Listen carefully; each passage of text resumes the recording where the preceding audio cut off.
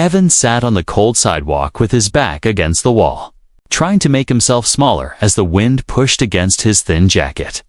And every time a car passed by, the dust and cold air hit his face, making him close his eyes for a second, and he wondered how he had reached this point in life, and how everything had fallen apart so slowly that he didn't even notice until it was too late.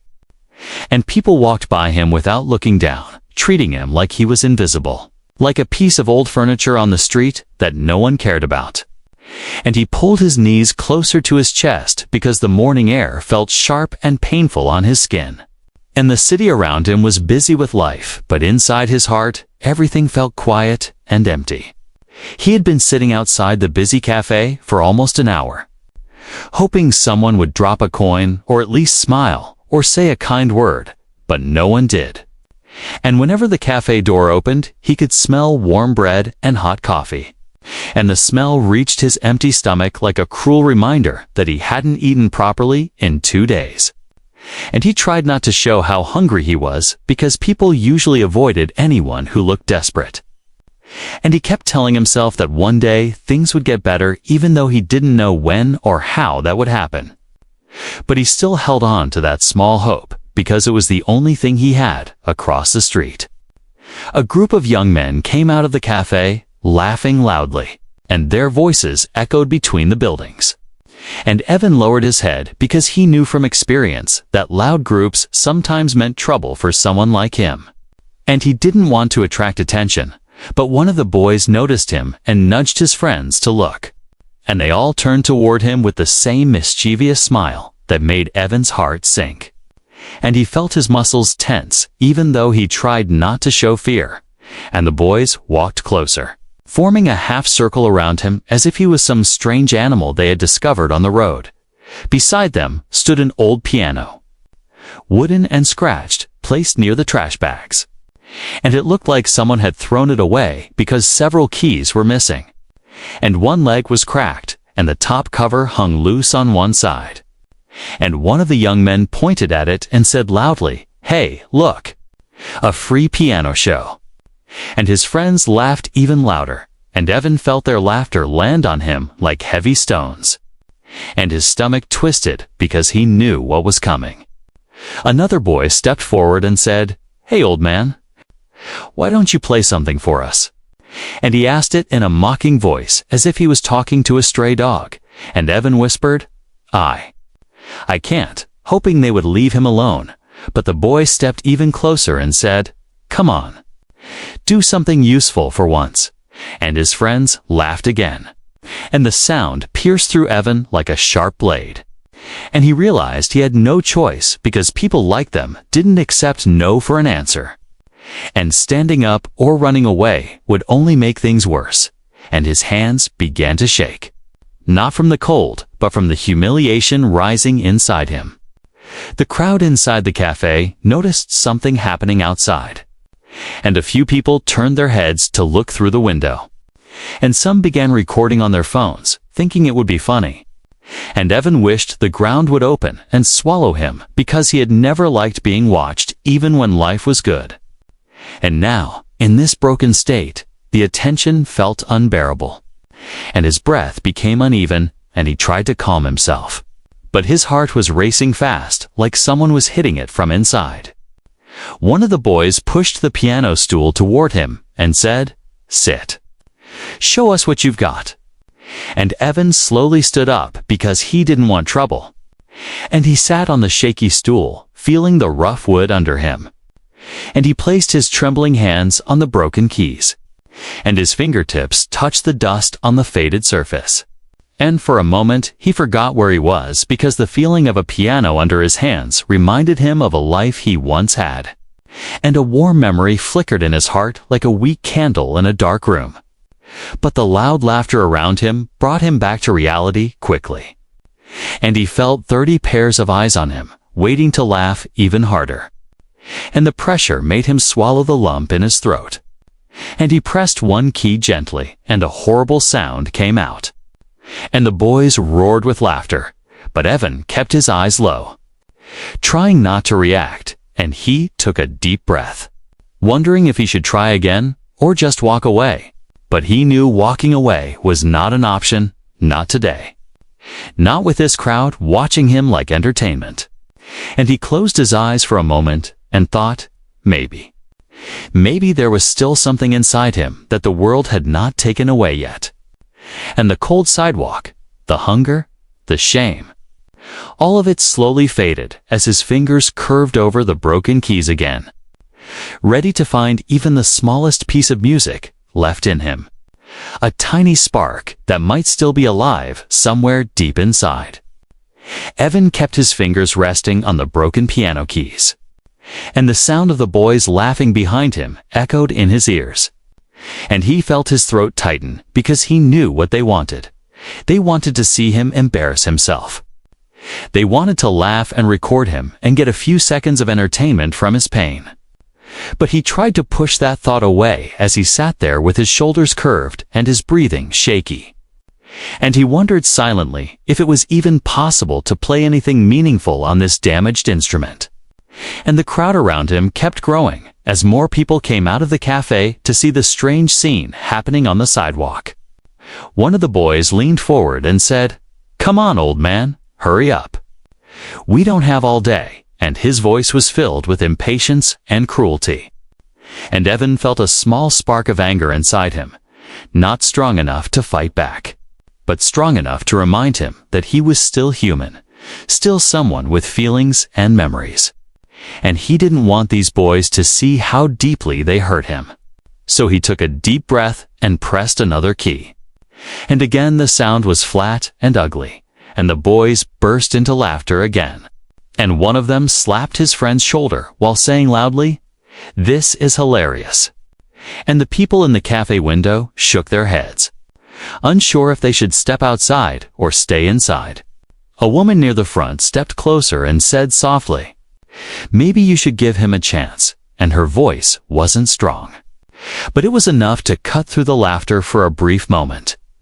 And Evan lifted his head a little, surprised that anyone had spoken in his defense. And the boys looked at her with annoyance. But they didn't argue because attention was now shifting and they wanted the show to continue. So one of them crossed his arms and said, "Fine. Let's give the man his chance." And the crowd became quiet enough for Evan to hear his own heartbeat pounding inside his chest. Evan stared at the piano keys, trying to ignore the broken ones. And he slowly placed his hands in a position he hadn't used in years, and as his fingers settled, something inside him woke up, something old but familiar, like a memory trying to break free after being locked away for a long time. And he thought about the days when music filled his life, when he played on stages with bright lights shining on him, when he had a place to belong and people who believed in him. But those days felt like another lifetime, a dream he couldn't reach anymore. He pressed 3 keys at once, testing a simple chord.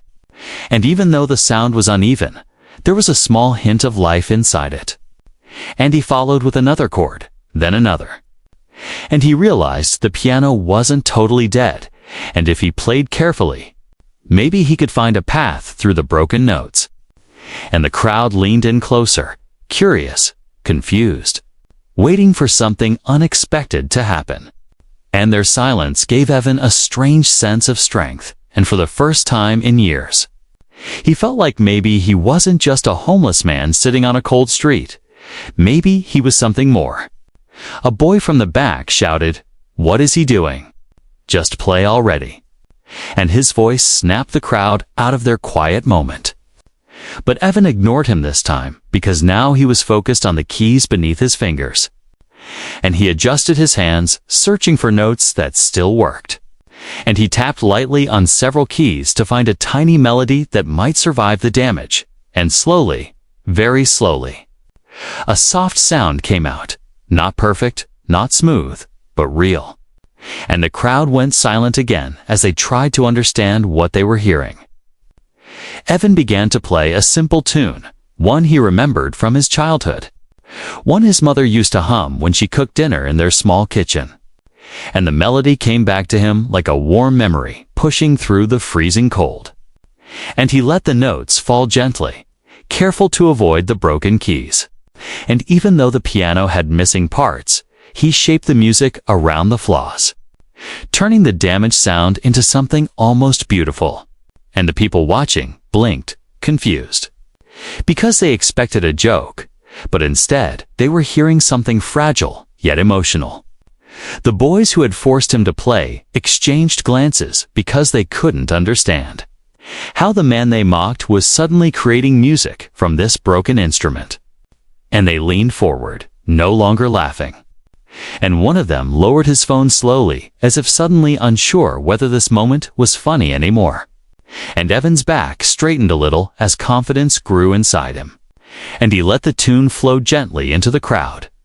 And the street seemed to quiet down, the wind seemed to pause. And even the passing cars felt slower, as if the world had stopped to listen. A small child in the front whispered, "Mom, he's really good," and his mother nodded silently. Unable to take her eyes off Evan's hands, and someone else whispered, "How is he doing that with a broken piano?" And soon the crowd began asking questions softly among themselves. But no one dared to speak loudly enough to interrupt the music, and Evan kept playing, letting his fingers tell a story that words could never express. And for the first time in a very long time, he felt the warmth of being seen not as a homeless man but as a human being with talent, history, and pain. And as the tune grew stronger, the crowd leaned even closer, knowing deep inside that something extraordinary was happening in front of them. Something that didn't happen every day, something that might change their hearts forever.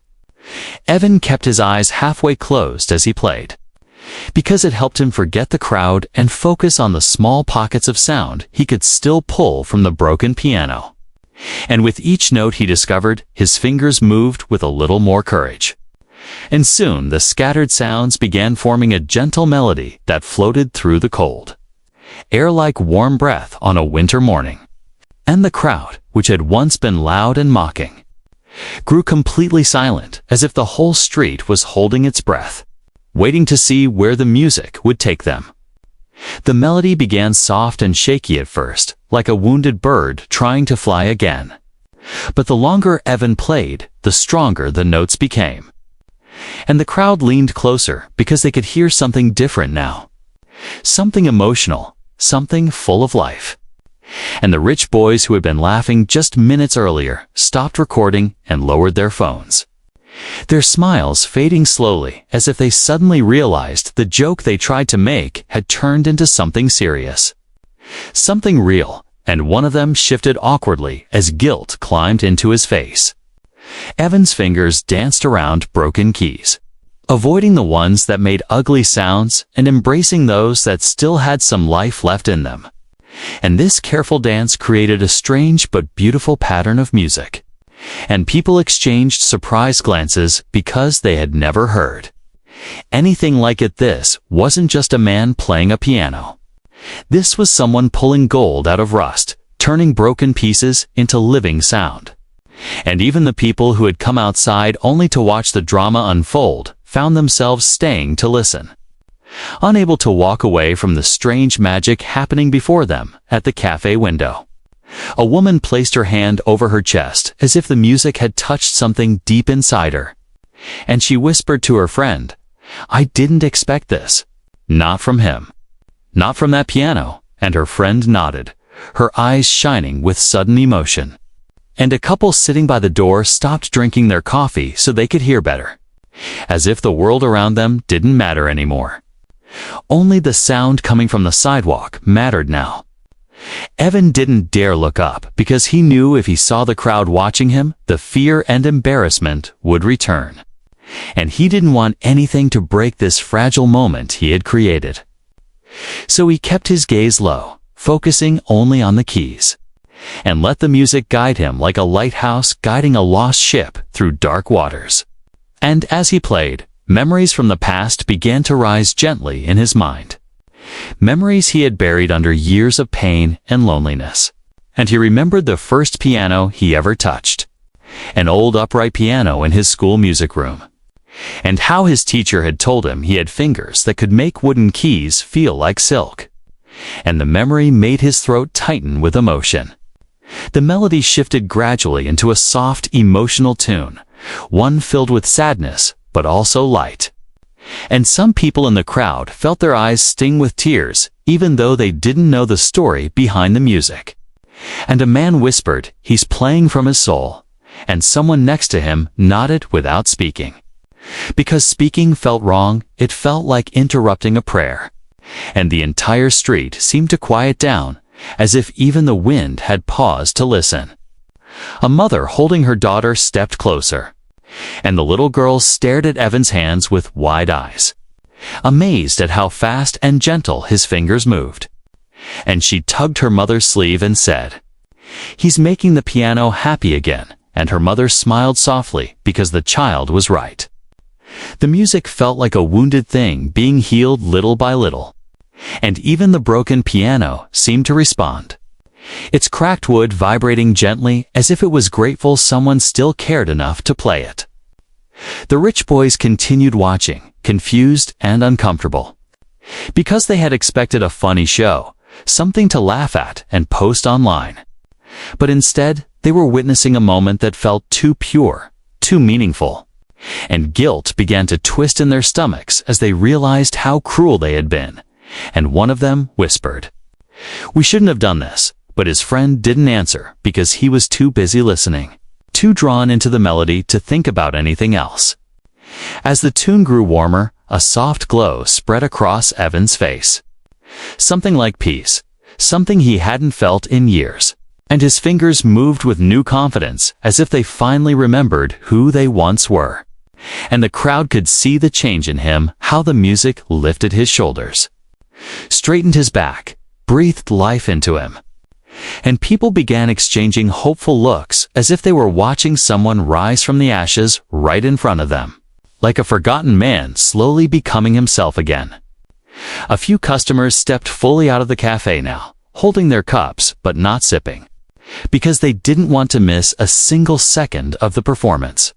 And someone whispered, "This is incredible. He's playing a broken piano like it's brand new," and Evan, still unaware of the eyes, watching him with admiration instead of pity, kept weaving notes together, creating a sound that shouldn't have been possible from such a damaged instrument. And yet it was happening, right there on the cold sidewalk. And as he found the final notes of his melody, the sound drifted through the street like warm light, touching everyone in the crowd, and for the first time all day, Evan felt something deep inside him flicker alive again, hope. Small but real, like the first soft flame of a match in the dark. Evan continued to play, and the melody changed slowly, becoming deeper, heavier, carrying a weight that made everyone in the crowd shift their feet as if they could feel the sadness traveling through the notes. And even though the piano was broken, the sound felt powerful, raw, and real. And many people in the audience didn't understand why the music touched them so strongly. But they felt a strange tightening in their chest, as if the song was telling a story they had never heard, but somehow understood. And Evan's hands moved with a kind of pain that only someone who had lost everything could express. His fingers found a minor chord that brought an unexpected silence over the crowd. A silence so deep that a single cough from the back sounded too loud. And people frowned at the one who made the noise because it felt like disturbing a sacred moment. And Evan didn't notice any of it. Because his eyes were closed now, his brow slightly furrowed, and he let his emotions guide the music, allowing memories from the darkest parts of his past to flow through his hands and into the keys. Memories he had tried to forget, because remembering hurt too much. He remembered the night he lost his mother. How he had played her favorite song at the hospital, his hands shaking, his heart breaking as he tried to give her comfort with the only gift he had. And he remembered her weak smile, her hand squeezing his as she whispered, "Don't ever stop playing." And that memory stabbed him like a knife because he had stopped playing. He had stopped living. He had stopped believing he had any worth left. And the guilt of abandoning music had followed him through every cold night on the street, every lonely morning. Every moment he sat hungry and hopeless, and now, as he played her song again on this broken sidewalk piano, the grief poured out of him like rain from a heavy cloud. People in the crowd felt the weight of the melody, even if they couldn't understand its meaning. And a young woman wiped her eyes quietly, embarrassed by how emotional she felt. And a man who had planned to record him for fun put his phone down because he suddenly felt ashamed of himself. And he whispered to the person next to him, "This isn't a joke. This is real," and the person nodded slowly, unable to turn their eyes away from the homeless man who was pouring his heart into a piece of trash that had been thrown out. The rich boys who had mocked him earlier stood frozen, guilt pushing so hard on their chests that they couldn't even speak. And one of them bit his lip as his eyes glistened with tears he didn't want anyone to see. Because deep inside, he knew he had crossed a line when he forced a man already suffering to perform like some kind of circus act. And hearing the music now felt like a slap. A painful reminder that they had judged a man without knowing the life behind his tired eyes. Evan shifted the melody again, making it softer, more fragile. And the sound drifted into the street with such vulnerability that even strangers felt protective of him. And some of them stepped a little closer, almost unconsciously, as if they wanted to shield him from the cold or from the cruelty that had surrounded him moments ago. And one older woman whispered, "He's hurting," and her voice trembled with emotion. Because she could feel the pain in every note he played, the cafe workers stepped outside too, carrying aprons and food trays, but they stopped near the door, unable to move as the music captured them too, and one of them whispered to another, "I've never heard anything like this," and the other nodded, saying, "Me neither." How can he make a broken piano sound like that? But Evan wasn't thinking about the crowd, or the boys, or the cold. Because in his mind, he was somewhere else entirely, standing in the warm living room of his childhood home, hearing his mother hum her favorite melody as she cooked, and he felt the warmth of the small house, the soft light in the window, the safety of having a family. And the memory made tears gather in his eyes. But he didn't stop playing, because stopping would break the moment. Break the fragile connection between his past and the present. And he played even though it hurt, even though every chord felt like opening an old wound. The melody grew louder again, like a cry, like a scream hidden inside music. And people in the front row felt goosebumps cover their arms. And some even pressed a hand against their chest because the song felt too personal, too real. And they could sense that Evan wasn't just playing notes, he was releasing years of pain. Years of loneliness, years of silent suffering on the streets. And the music felt like it had a life of its own, flowing into the air and filling every corner of the crowded sidewalk. The wind blew softly, carrying the sound further down the street. And people walking by stopped in confusion, drawn by the strange, beautiful melody coming from a broken piano, and they slowly joined the growing crowd. Their expressions changing as they realized the man playing the piano wasn't just any man, he was someone extraordinary. Someone who had been hiding his gift under layers of hardship. And the music revealed that gift in the most painful and beautiful way. Evan reached the final notes of the song, and his hands trembled as he let them fall gently onto the last keys that still worked. And the sound lingered in the cold air for a moment, like the fading warmth of a candle's flame. And when the last note disappeared, the entire street remained frozen, breathless, waiting, feeling. And no one dared to make a sound because they knew they had witnessed something rare, something pure, something unforgettable. And Evan slowly opened his eyes, unaware that everything in his life was about to change. The final note of Evan's song faded slowly into the cold morning air. And for a long moment, no one moved, no one breathed, as if the entire street had slipped into a dream. And Evan sat there with his hands resting lightly on the broken keys, his chest rising and falling in slow, shaky breaths. unaware that dozens of eyes were fixed on him with expressions he had never seen before: shock, respect, guilt, and something close to awe.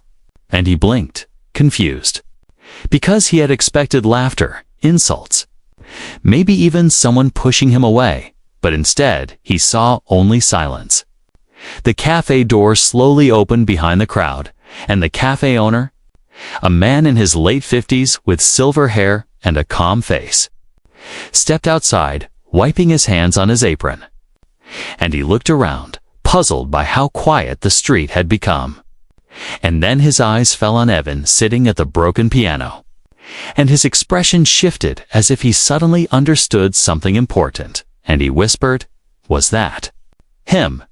to one of the waiters standing near the door, and the waiter nodded softly, still unable to speak because the music had left him shaken. Evan didn't know what was happening, so he slowly removed his hands from the keys, his fingers trembling from cold and emotion. And he lowered his head again, expecting the crowd to disperse, expecting people to return to their busy lives and forget he existed. But no one moved, not even the rich boys who had mocked him earlier. And one of them cleared his throat awkwardly, his face red with guilt. But he couldn't bring himself to speak yet. And Evan felt the weight of the silence pressing on his shoulders, making him shift uncomfortably on the stool. It was a child who broke the silence first. A little girl standing near the front, holding her mother's hand tightly. And she stepped forward shyly and said in a soft, trembling voice, "Mister?" That was beautiful, and her words hit Evan harder than he expected, because he couldn't remember the last time someone had spoken to him with kindness. And he looked up in surprise, his tired eyes meeting hers. And the little girl smiled gently, the kind of smile that had no judgment in it. And Evan felt something warm move through his chest. Like a small light turning on in a dark place, the crowd slowly came back to life. Not with laughter or noise, but with soft murmurs, whispers full of disbelief and emotion. And someone said, "How can he play like that?" And another whispered, "That piano is barely working." But he made it sound alive, and someone else added, "Who is he? Where did he learn that?" And Evan felt uncomfortable again because he didn't know how to answer those questions. He didn't even know if he wanted to answer because his past was painful and messy. And talking about it always made him feel weaker. The cafe owner stepped forward slowly, pushing gently through the crowd until he stood near the piano. And he looked at Evan with an expression of deep curiosity and respect, and he said softly, "Sir, I've been around music my whole life. But what you just played, that was something special." And Evan blinked at him, unsure if he had heard correctly, because people usually looked at him with pity or annoyance, never respect. And the owner continued, "I could hear your pain, your story. It reached all of us." And Evan lowered his eyes because the praise felt too heavy, too unreal. One of the rich boys suddenly stepped forward, swallowing hard, and he said in a shaky voice, We're sorry." And his friends nodded behind him, their faces pale and ashamed. And Evan looked at them, surprised, because he had expected mockery, not apology. And the boy added, "We didn't know. We thought you." But he couldn't finish the sentence, because saying it out loud made him realize how cruel they had been. And Evan looked at him for a long moment before simply nodding, not forgiving them fully, but understanding that sometimes people acted out of ignorance, not pure malice. The cafe owner turned to the crowd and said, "Please, everyone, give him space." And people stepped back respectfully, forming a wider circle instead of crowding him. And Evan slowly stood up from the piano bench, his legs weak from sitting so long in the cold. And the owner gently grabbed his arm to steady him. And Evan looked at him in confusion, not used to anyone helping him. And the owner said, "Come inside.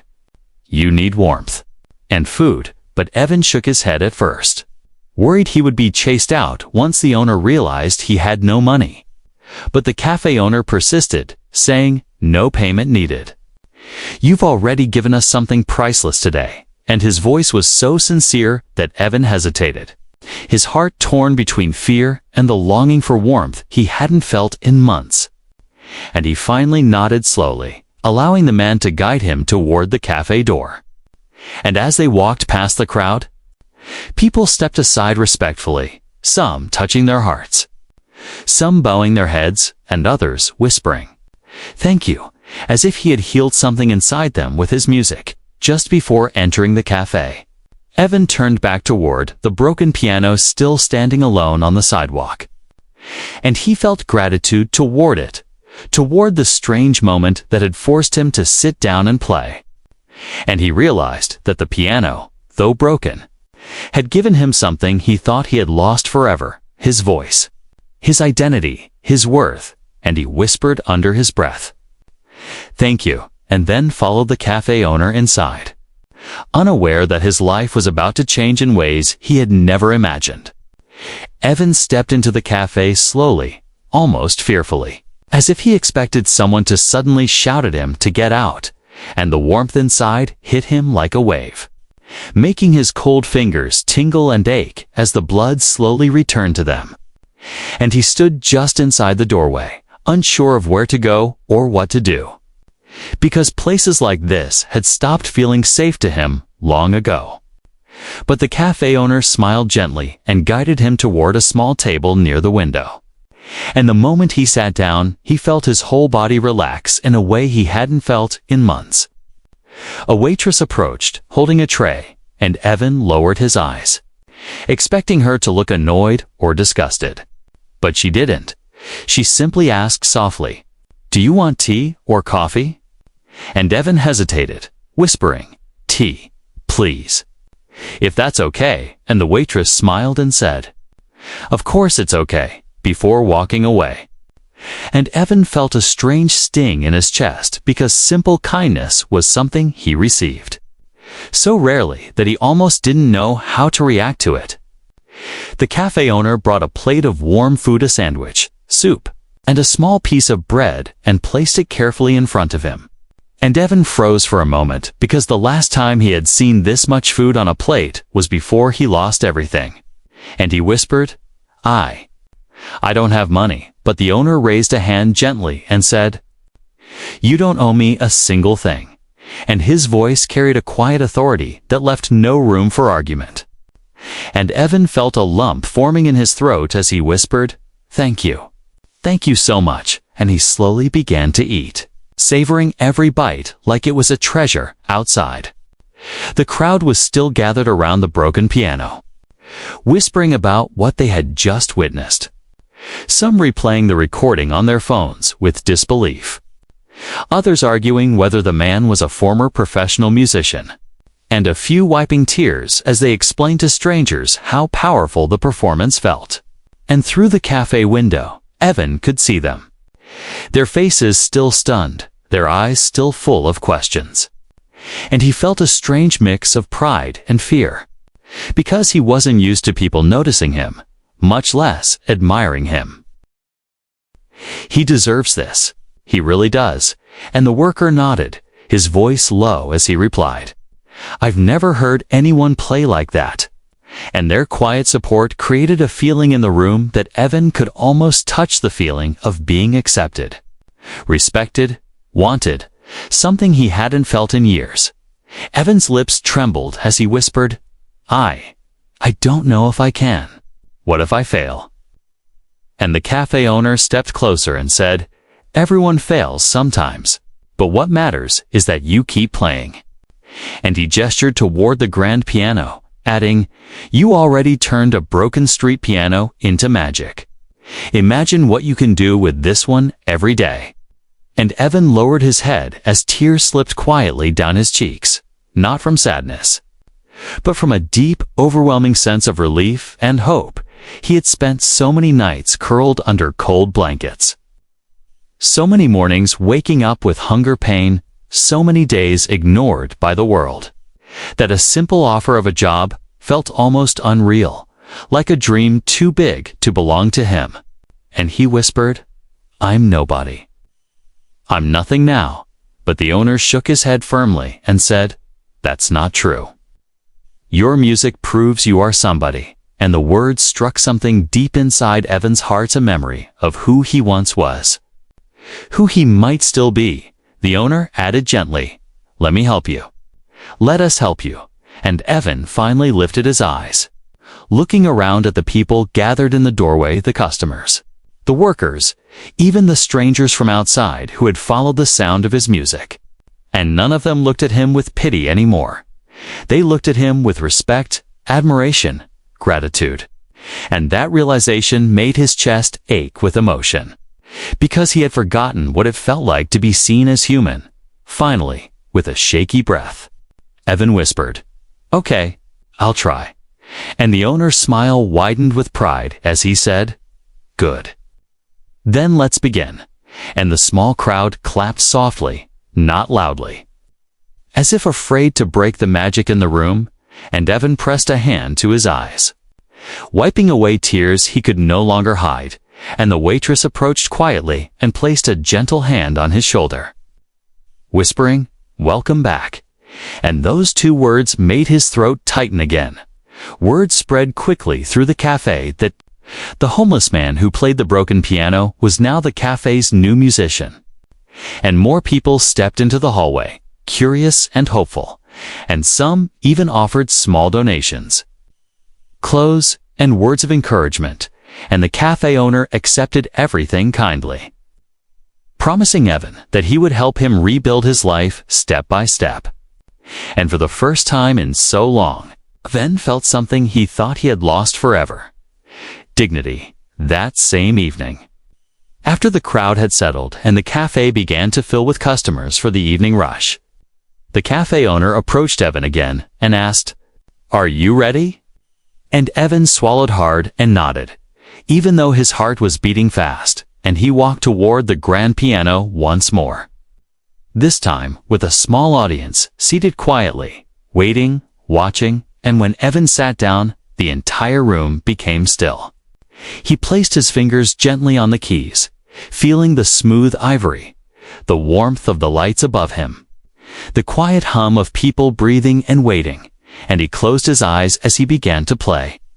Not a sad tune, not a painful one, but a soft, warm melody filled with hope, a melody that felt like sunlight rising slowly after years of darkness.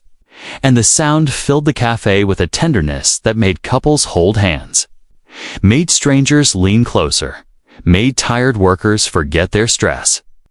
And Evan felt stronger with each note he played. Customers whispered among themselves, saying, "He plays like an angel."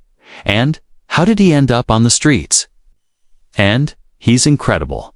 And Evan, hearing their words, felt something inside him stitch back together, piece by piece, as if the music was healing him as much as it touched the people around him. By the time he finished his first full piece, the room erupted in gentle applause, the kind that came from the heart, not just from politeness. And Evan bowed his head, overwhelmed, and the cafe owner clapped the loudest, saying proudly, "This is just the beginning." And Evan believed him for the first time. He truly believed that maybe, just maybe, his life was starting again in the days that followed. The video of Evan playing the broken street piano went viral online, millions of views, thousands of comments, people from all over the world asking, "Who is he? And where can we hear him again?" And news reporters came searching for him, wanting to tell his story, and the cafe filled every evening with people hoping to listen to the miracle pianist who came from the sidewalk.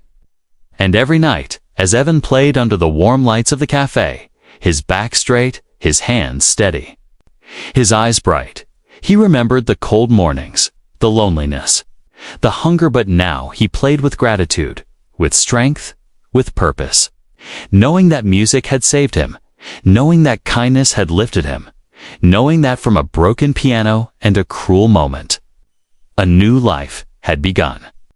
And as the cafe filled with clapping hands and warm smiles, Evan whispered softly to himself, "I made it back," because he had. And his story would inspire everyone who believed that even in the darkest places, beauty can still rise. As Evan ate, the cafe owner sat across from him, not asking questions yet, not pressuring him.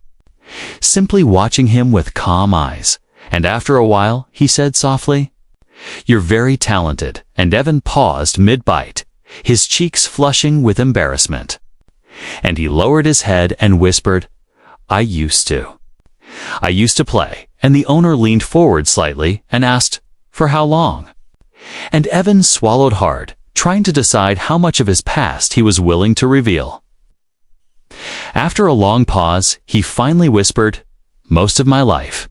Since I was a child," and the owner nodded slowly, studying his face. Sensing the pain beneath those words, and he asked gently, "Why did you stop?" And Evan's hand froze, gripping the spoon tightly as memories flooded through him, his mother's passing. The loneliness, the depression that swallowed him whole. The job he lost, the apartment he couldn't afford. The night he ended up on the street with nothing but a backpack and a broken heart. And his eyes grew watery as he whispered, "Life. Life just got too heavy." The cafe owner didn't respond immediately, giving him time, giving him space to breathe. And then he said, "Sometimes life breaks people. But your music tells me you're not broken completely." And Evan blinked at him, surprised because no one had spoken to him like that in years. And the owner continued softly, "I've heard many pianists in my time, but none who could make a broken piano sound alive." And Evan felt his throat tighten again, overwhelmed by the weight of the unexpected compliment. Just then, the waitress returned with a small cup of tea and placed it gently on the table, and she said shyly, "Everyone outside is still talking about you." And Evan looked up in confusion as she added, "They say your music made them feel something. Something deep." And Evan swallowed hard, not sure if he deserved such praise, but he whispered, "I'm glad. I'm glad it touched someone." And the waitress nodded with a soft smile before walking away. The cafe owner waited a moment before speaking again. And this time his voice was serious, careful, like he was choosing each word with purpose. And he said, "I want to ask you something." And Evan's stomach tightened with fear because he wasn't used to people asking him anything except to move or leave. And he prepared himself for disappointment. But instead, the owner said, "Would you be willing to play on our real piano?" And Evan froze completely, his heart pounding loudly in his ears. He whispered, "Your piano?" As if he didn't believe it, and the owner nodded, explaining, "Yes. We have a grand piano inside, perfectly tuned," and Evan felt dizzy because he hadn't touched a proper piano in years. And the idea felt like a dream, too big, too bright, too impossible to be real. And he shook his head nervously, whispering, I can't. I'm not ready. I'm not the same anymore." But the owner leaned forward and said gently, "Evan, you played a broken piano like it was made of gold. Imagine what you could do with a real one." Evan looked down at his hands. Hands that used to play in concert halls, hands that now trembled not from cold, but from fear of stepping back into the world he once belonged to. And after a long moment, he whispered so quietly that only the owner could hear, Maybe I can try." Not realizing yet that this moment, the moment he agreed, was the moment his whole life began changing direction. Evan followed the cafe owner through the narrow hallway with slow, unsure steps, his heart beating so loudly that he felt it in his throat, because he still didn't fully believe this moment was real. And a part of him kept waiting for someone to shout that it was all a mistake, that he didn't belong here, that a homeless man had no right to enter a place filled with warmth, music, and hope. But no one stopped him. And the owner walked with calm confidence as if guiding a guest, not a stranger who had walked in from the cold street. They reached a small room separated from the main cafe, a quiet space often used for live performances or evening music events. And the moment the door opened, warm light spilled out, revealing something that stopped Evan's breath.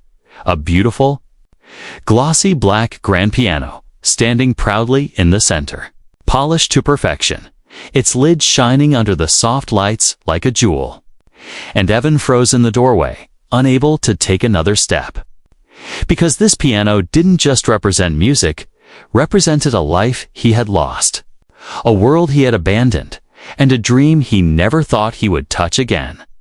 The cafe owner walked toward the piano and rested his hand gently on its edge, saying softly, "She's old, but still perfect." And he looked back at Evan with a warm smile, adding, "Just like you." And Evan swallowed hard, because no one had spoken to him with such kindness in years. And he whispered, I don't know if I can." But the owner stepped closer and placed a gentle hand on his shoulder, saying, "You've already proved you can." And slowly, like someone waking from a long nightmare, Evan stepped into the room. He walked toward the piano with trembling legs, and each step felt like stepping deeper into a memory, into a past that was painful but beautiful. And when he reached the piano bench, he stared at it as if he were afraid it might disappear if he blinked, and the owner quietly stepped back, giving him space, not speaking, not rushing him. Just watching with patient hope in his eyes, Evan slowly lowered himself onto the piano bench, his hands hovering uncertainly in the air, and he whispered to the owner, "It's been so long," and the owner nodded gently, replying, "Then let this be the moment you come back." And Evan looked down at the keys, perfect white and black, clean, smooth, unbroken, and his breath trembled as he lifted his hands and rested them softly on the keys, feeling the familiar coolness of the ivory spread through his fingertips like a forgotten warmth returning to his blood.